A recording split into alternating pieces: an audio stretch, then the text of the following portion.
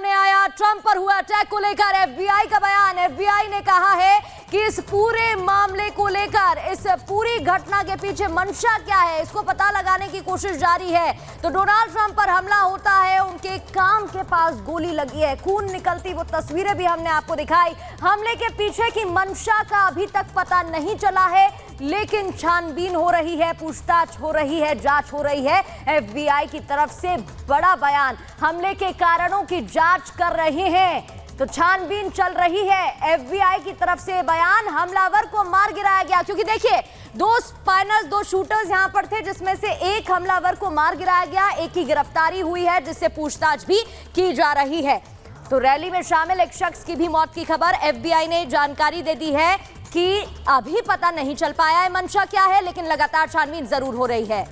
हालांकि तमाम सवाल इस बीच ये भी खड़े हो रहे हैं कर्नल शैलेंद्र की, आखिर इतनी बड़ी रैली में जब बड़ी नेताओं की रैली होती है तो सिक्योरिटी के तमाम इंतजाम होते हैं। ऐसे में एक शख्स का घुस आना, उसकी ओर से अटैक कर देना, ताबड़तोड़ फायरिंग कर देना, सिक्योरिटी पे भी तमाम सवाल खड़े होते हैं और इसको मानना पड़ेगा एफबीआई को कि चूक तो हुई है। 100% इसमें देखिए, अदरवाइज अगर चूक नहीं होती तो वो आदमी अंदर आता है, अंदर आकर फायर करता है। मैं तो कहता हूँ कि यूएस पब्लिक इतनी ज्यादा अवेयर है कि अगर पड़ोस वाला आदमी फायर कर रहा है, क्या आप उसे ओवर पावर करेंगे या नहीं करेंगे।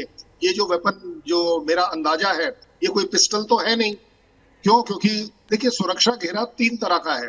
पहला घेरा होता है जो स्टेज के ऊपर जो सीक्रेट सर्विस लेती है, दूसरा होता है स्टेज के नजदीक में भी अप टू 25 मीटर और सो, और तीसरा उसके पीछे होता है पुलिस का, जो लोकल पुलिस है। और सबसे बड़ा घेरा होता है उन स्नाइपर्स का जो ढूंढ रहे होते हैं कि कहीं कोई अजीबोगरीब हरकत ना करे, कोई अपना बड़ा वेपन सिस्टम बाहर ना निकाले, स्नाइपर राइफल ना निकाले।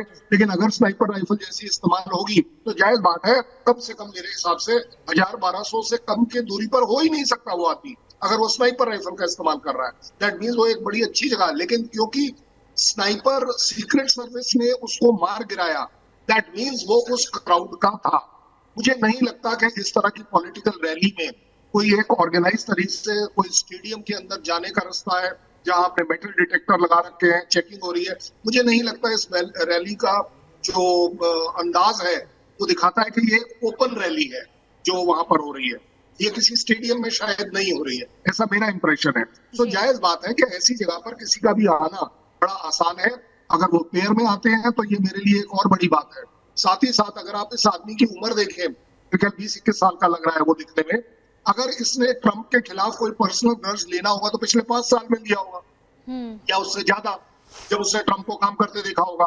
दैट मीन्स वो 14-15 साल का बच्चा रहा होगा तब। अगर वो बच्चा इतना ज्यादा मिसगाइड हो सकता है, ये अपने आप में मेरे लिए थोड़ा मुश्किल है। मुझे लगता है इसके पीछे कोई ना कोई इंस्टिगेटर जरूर रहा होगा, कोई ना कोई उस बच्चे का पर्सनल लॉस ज्यादा रहा होगा, प्रॉपर प्लानिंग यहाँ पर की गई होगी और उसके बाद अंजाम दिया गया होगा। लौटेंगे आप दोनों के पास। देखिए लगातार आपको बता रहे हैं कि कैसे इस पूरे चुनावी रैली के दौरान हमला हुआ। अमेरिका के पूर्व राष्ट्रपति डोनाल्ड ट्रंप की अगर बात करें, जानलेवा हमला उन पर हुआ।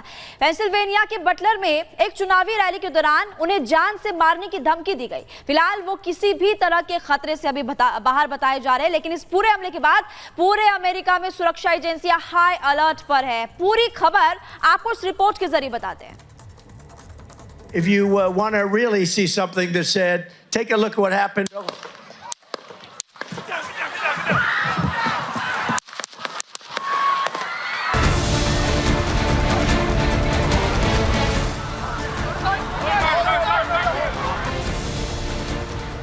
पूर्व अमेरिकी राष्ट्रपति डोनाल्ड ट्रंप पर अटैक हुआ। हमलावर ने पेंसिल्वेनिया में एक चुनावी रैली के दौरान उन पर हमला किया है। हालांकि इस जानलेवा हमले में अमेरिका की पूर्व राष्ट्रपति डोनाल्ड ट्रंप बच गए हैं, लेकिन तस्वीरों में देखा जा सकता है कि उनके कान से खून बह रहा है।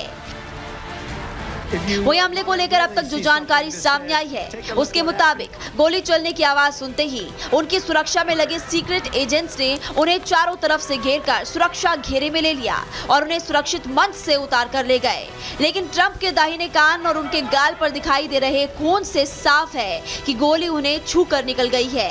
सामने आए वीडियो में देखा जा सकता है कि हमलावर ने जैसे ही अमेरिका के पूर्व राष्ट्रपति डोनाल्ड ट्रंप को गोली की आवाज सुनाई दी, वो पोडियम की आड़ में झुक गए, अपने दाहिने कान पर हाथ कर खुद को बचाया, जिसके बाद सीक्रेट सर्विस के एजेंट्स तुरंत ट्रंप को कवर करने पहुंचे।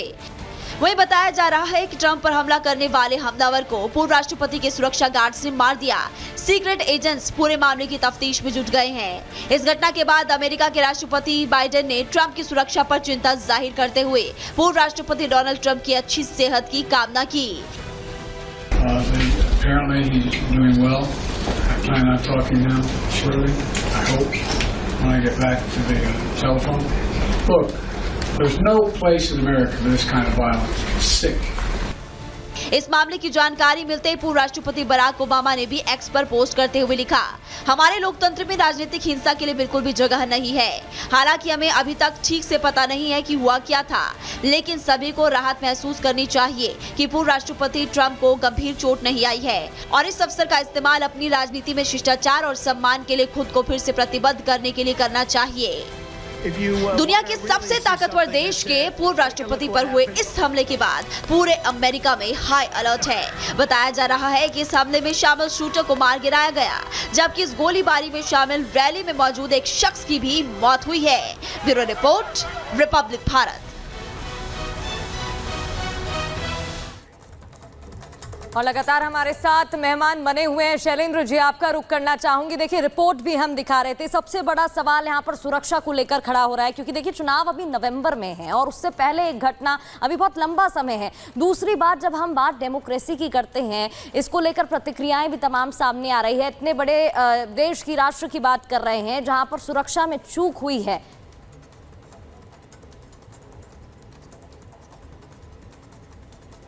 जी देखिए, ऐसा है कि सुरक्षा में चूक हुई है, तभी तो ये इंसिडेंस हुआ है।